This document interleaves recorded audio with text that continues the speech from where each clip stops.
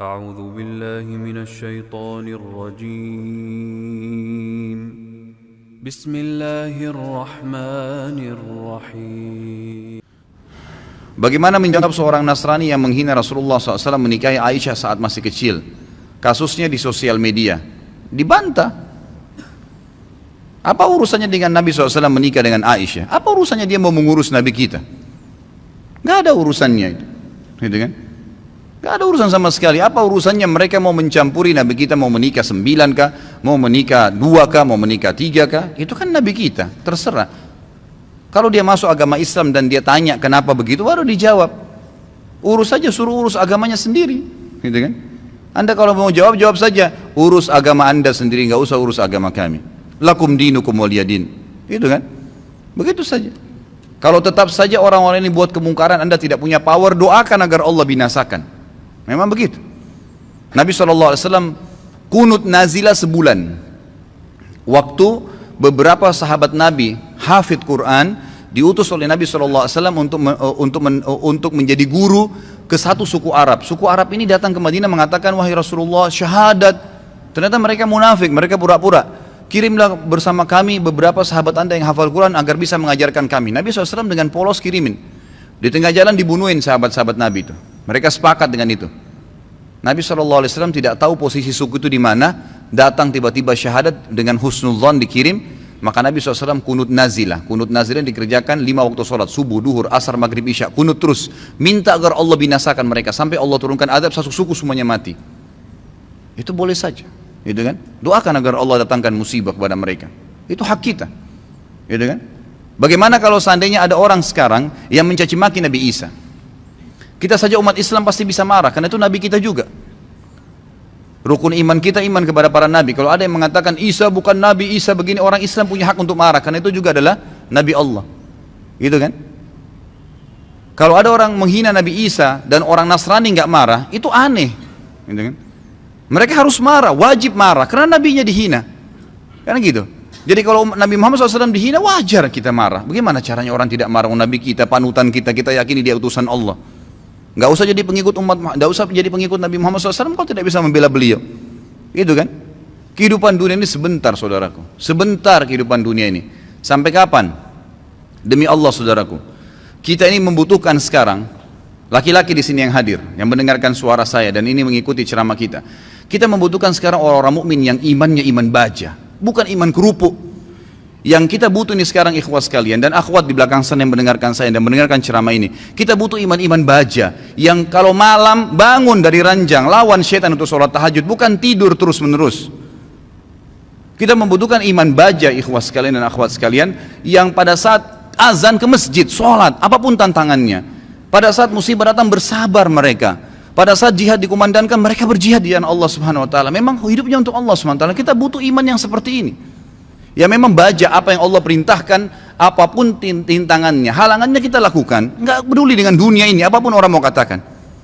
Akhwat kita di belakang sana, kami butuh sebagai laki-laki seorang ibu seperti Nusaybah binti Ka'ab, sahabiat yang luar biasa. Pada saat jihad dikumandangkan, Nusaybah binti Ka'ab membangunkan suaminya tengah malam mengatakan, wahai suamiku besok jihad, ikutlah. Dibangunkan anak laki-lakinya 5 orang, semua dikatakan anak-anakku bangunlah, besok jihad, ibu pun akan ikut. Semuanya satu keluarga pergi jihad. Ini yang namanya mukminah, imannya baja.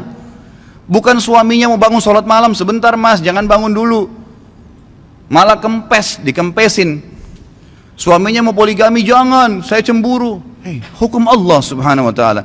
Kita butuh wanita mukminah seperti Aisyah radhiyallahu anha. Waktu Nabi SAW menikah dengan Zainab, disambut oleh Aisyah dengan senyum, karena dia tahu ini hukum Allah, gitu kan?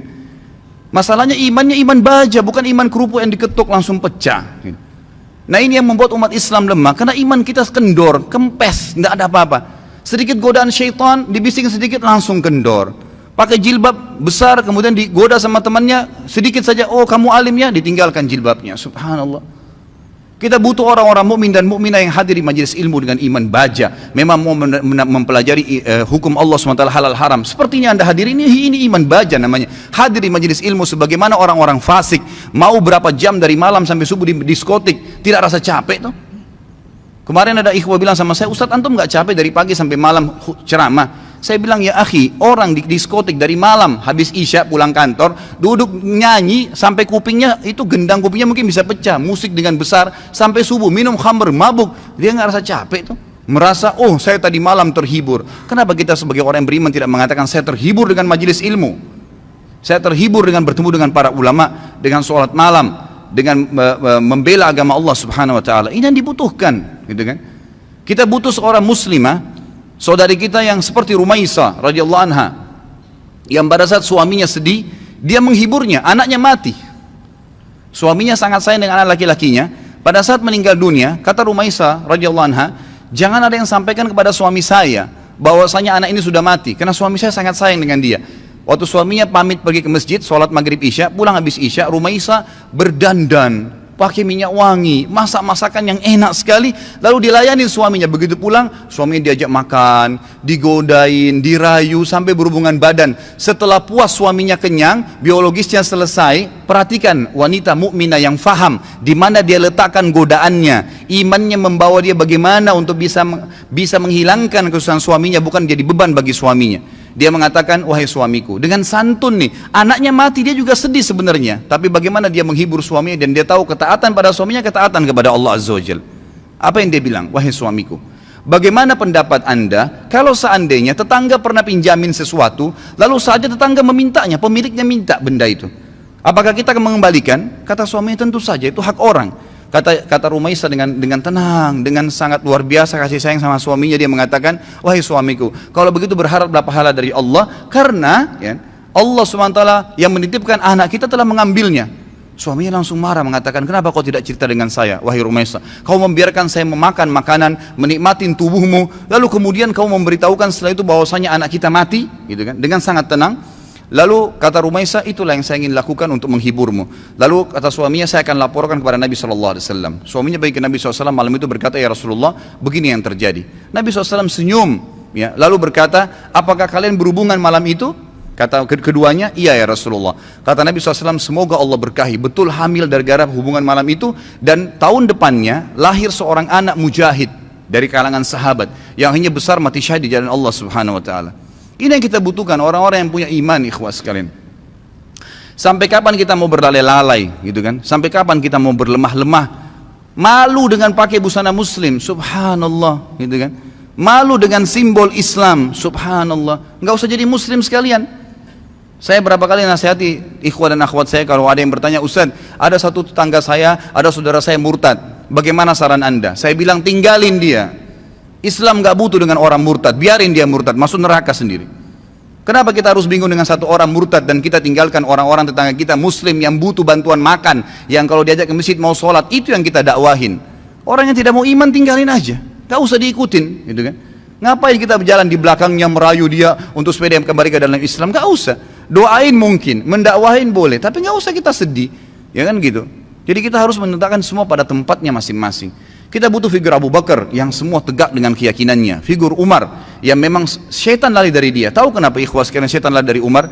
Karena Umar betul-betul yakin semua yang Allah perintahkan benar, yang dilarang itu salah, ditinggalkan. Dan Umar bin Khattab semuanya dengan tegar, dengan iman baja yang dia lakukan. Malam bangun sholat, nggak ada ceritanya syaitan mau godain ditepis sama dia, nggak ada. Syaitan hanya habis akal, bagaimana caranya goda orang seperti ini, nggak bisa, gitu kan? Karena dia betul-betul memang itu tinggal ditinggalin. Dan itu hanya dengan iman, ikhwas sekalian. Ini hanya dengan iman. Sampai kapan kita mau terus-menerus membiarkan iman kita sehari begini dan sehari begitu? Sampai kapan antum mau mengatakan, dan perempuan di antun di belakang mengatakan, sampai kapan kita mau mengatakan, oh iya nanti, oh iya ya, sampai kapan oh iya ya ini? Sampai malaikat maut mencabut roh kita baru kemudian kita mau sadar? Subhanallah. Majelis ilmu seperti ini tujuan utama mengubah menjadi orang yang lebih baik. Kalau antum datang di sini dan tidak bisa mengubah, antum bisa rajin sholat malam, antum rajin menjaga hukum-hukum Allah SWT, meninggalkan yang haram, menikmati yang halal. Perempuan-perempuan di sana di belakang, kalau anda datang ke sini tidak bisa mengubah, anda tutup aurat, anda lebih baik daripada sebelumnya. Anda bisa mengatur, ya, menikmati apa yang halal, tidak memamerkan aurat anda di sana sini, maka jangan hadir. Karena majelis ilmu tujuannya untuk itu, melahirkan orang-orang yang imannya iman tegar, iman baja, yang memang tidak mudah goyah, ikhwas sekalian. Kadang-kadang subhanallah baru diminta waktunya untuk sholat malam, kita nggak mau bangun sholat malam. Bagaimana kalau diminta ditumpahkan darah jalan Allah Subhanahu Wa Taala? Sudah sulit, kan gitu. Baru diminta infak saja, Sudah beragam macam bisikan syaitan, kita sudah mengiyakan bisikan syaitan itu. Bagaimana kalau diminta infak di jalan Allah Subhanahu wa taala? Mengorbankan seluruh harta, pakaian kita bahkan kalau perlu dijual untuk itu. Ini semua karena cinta terhadap dunia yang berlebihan, Allah musta'an. Semoga Allah SWT yang di langit sana yang melihat kita ini menjadikan kita orang-orang yang terpilih di kalangan hamba-hambanya yang dipenuhi imannya dengan iman baja insyaAllah dalam hati dan meninggal dalam keadaan syahid. Ya Allah, saya meminta kepadamu atas namamu yang maha mulia agar engkau menjadikan aku secara khusus dengan keluargaku ya Allah semuanya mati syahid di jalan Allah dan semuanya memiliki iman-iman yang baja dari keturunan dan seluruh istri dan anak-anakku dan juga semua yang hadir di sini ya Allah, semoga engkau berikan apa yang terbaik dari hamba-hambamu. Jadi mudah-mudahan kita tidak termasuk orang-orang yang lemah dan orang-orang yang sama sekali meninggal dalam kondisi nanti menyesal, oh kenapa ya, oh seandainya ya, sudah nggak ada gunanya ikhwah. Sekarang saatnya berubah.